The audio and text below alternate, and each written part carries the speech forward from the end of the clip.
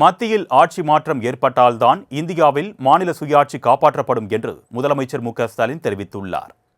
Marxist communist கட்சியின் 24வது அகில இந்திய மாநாடு மதுரையில் நடைபெற்றது. கூட்டாட்சி கோட்பாடே இந்தியாவின் வலிமை என்னும் கருத்தரங்கத்தில் மார்க்சிஸ்ட் கம்யூனிஸ்ட் கட்சியின் மத்திய குழு ஒருங்கிணைப்பாளர் பிரகாஷ் காரத், தமிழ்நாடு முதலமைச்சர் மு க ஸ்டாலின், கேரள முதலமைச்சர் பினராயி விஜயன், கர்நாடக உயர்கல்வித்துறை அமைச்சர் சுதாகர் உள்ளிட்டோர் கலந்து கொண்டு பேசினர். இதில் முதலமைச்சர் மு க ஸ்டாலின் பேசும்போது 2019 முதல் கம்யூனிஸ்ட் திமுக இணைப்பிரியாமல் உள்ளதாகவும், இந்த கூட்டணியில் விரிசல் ஏற்படாதா என்ற நட்பாசையுடன் உள்ளவர்களின் எண்ணம் ஈடேறாது என்றும் கூறினார். ஏன்னா நம்முடைய இலக்கு என்ன,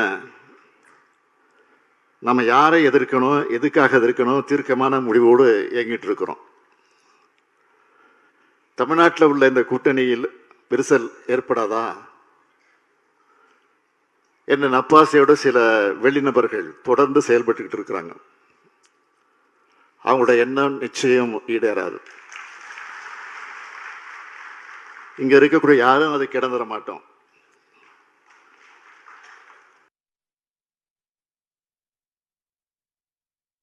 கூட்டாட்சி என்ற சொல்லே மத்திய பாஜக அரசுக்கு அலர்ஜியாகிவிட்டதாக கூறிய முதலமைச்சர் மு க ஸ்டாலின், அதன் பாதிப்பை தானும் பினராயி விஜயனும் அனுபவிப்பதாக தெரிவித்தார்.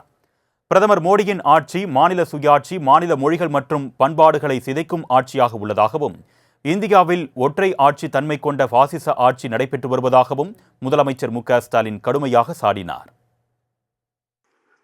பிரதமரான நரேந்திர மோடி அவருடைய ஆட்சி தான் மாநிலங்களை அழிக்கிற ஆட்சியா, மாநில மொழிகளை சிதைக்கிற ஆட்சியா, பல்வேறு தேசிய இன மக்களை ஒழிக்கிற ஆட்சியா, பல்வேறு பண்பாடுகளை கொண்ட மக்களோட நம்பிக்கைகளை சிதைக்கிற ஆட்சியா, அரசியல் சட்டத்தால் உருவாக்கப்பட்ட அமைப்புகளை டம்மியாக மாற்றி ஒற்றையாட்சி தன்மை கொண்ட பாசிச ஆட்சியா இன்றைய பாஜக ஆட்சி நடந்துகிட்டு இருக்கு.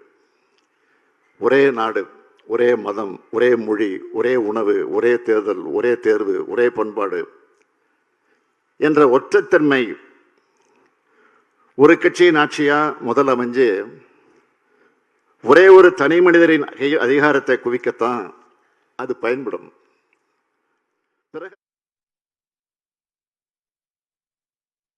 பாஜகவின் வஞ்சகத்தை தொடர் பரப்புரை மூலமாகத்தான் வீழ்த்த முடியும் என்ற அவர், மத்தியில் ஆட்சி மாற்றம் ஏற்பட்டால்தான் இந்தியாவில் மாநில சுயாட்சி வரும் என்றார். பாஜகவோட பாசிச கோரமுகத்தை தொடர்பு பரப்புரையின் மூலமாகத்தான் வீழ்த்த முடியும்.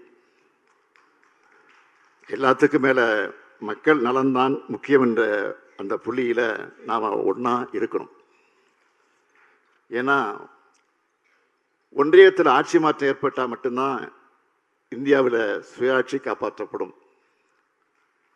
பிரகாஷ் காரத் போன்றவர்கள் அதுக்காக பாடுபட்டு கொண்டிருக்கிறார்கள். தொடர்ந்து பாடுபட வேண்டும். உங்களோடு சேர்ந்து நாங்களும் பாடுபட காத்திருக்கிறோம், தயாராக இருக்கிறோம்.